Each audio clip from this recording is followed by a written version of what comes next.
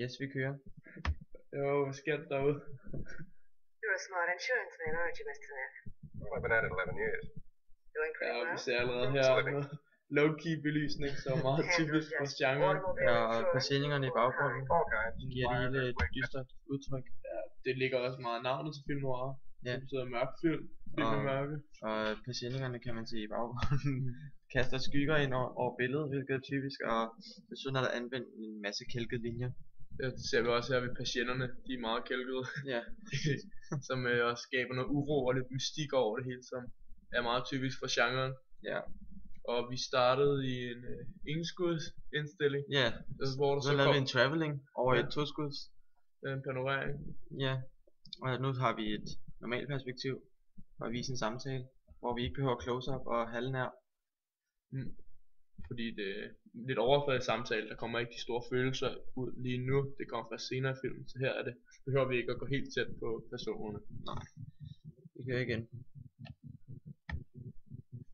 Have public liability, group insurance, industrial stuff, and so on right down the line. Her det er noget diegetisk lyd, Ja, og sker som synkronlyd.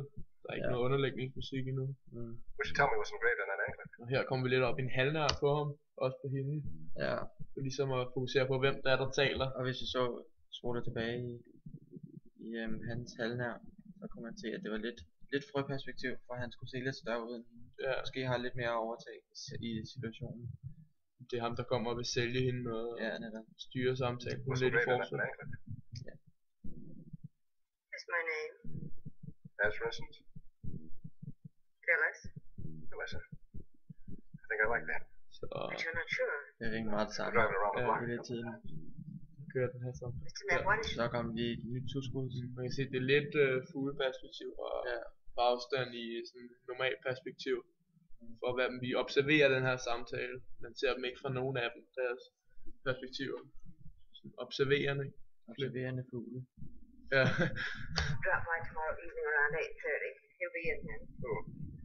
My husband. You were anxious to talk to him, weren't you?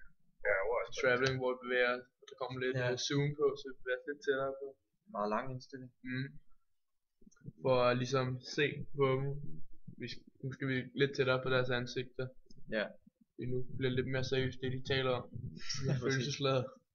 Og vi ser det her i et frøperspektiv på hendes Ja, synspunkt. Vi ser det fra hendes over the shoulder shot. lige præcis. sort of getting over the idea, if you know what I mean. There's a speed limit in this Ja, state, igen, Mr. over Neff. the shoulder shot. 45 miles Ja. an hour. Fordi nu er der ham. How fast was I Ja. going on? Præcis. Og han er højere end hende. You're Ja. all right. Suppose you get down off your motorcycle and give me a ticket. Suppose I let you off with a warning this time. Suppose it doesn't take. Suppose I have to whack you over the knuckles.